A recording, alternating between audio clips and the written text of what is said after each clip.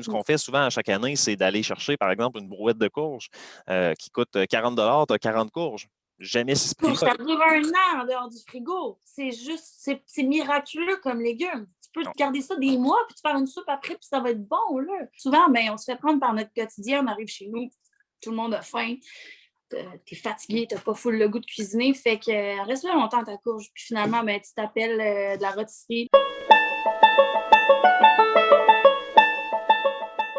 Tu me parlais aussi de faire des restants à un certain moment. As-tu des exemples concrets? OK. Bien, il y a plein d'affaires selon votre type d'alimentation, mais ça, c'est un beau point.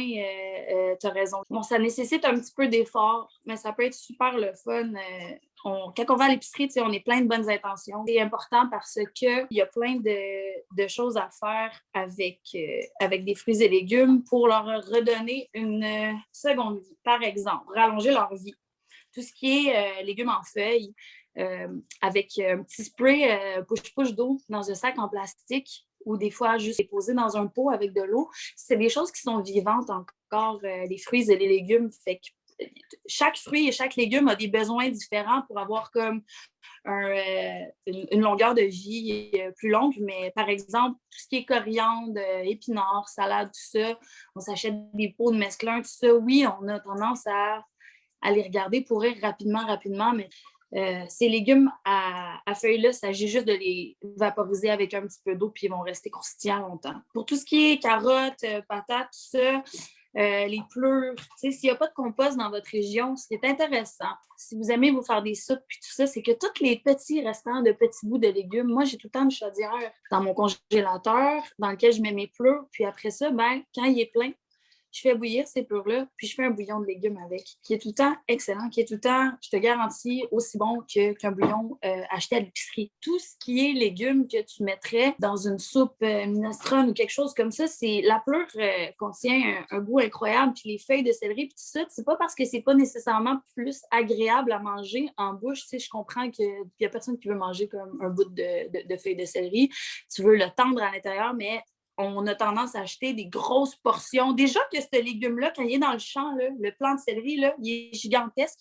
Les autres, ils le prennent, puis ils en chopent la moitié pour qu'il soit dans un format empaquetable pour qu'à l'épicerie, toi, tu aies quelque chose d'agréable à consommer, tu sais. Oui, c'est très intéressant de prendre les pleurs de carottes, de céleri. Ça peut être brocoli, ça peut être chou de Bruxelles.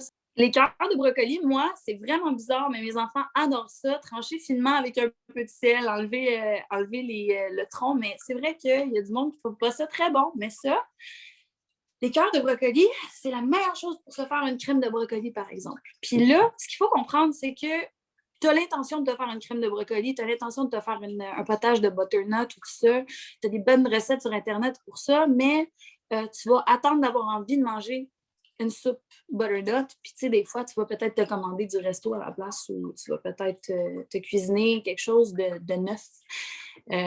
Pour éviter ça, j'ai deux solutions. Premièrement, la transformation de produits, c'est important parce que des légumes frais, quand ils arrivent à la fin de leur vie, tu peux leur redonner une deuxième vie en les cuisinant, en les réchauffant. Par exemple, la butternut ou par exemple les cotons de brocoli. Tu te fais une bonne crème de brocoli ou une soupe. Puis ensuite, cette soupe-là, elle a énormément de potentiel parce que tu peux la laisser dans ton frigidaire plusieurs semaines. Tu peux la laisser au congèle plusieurs mois, tu sais.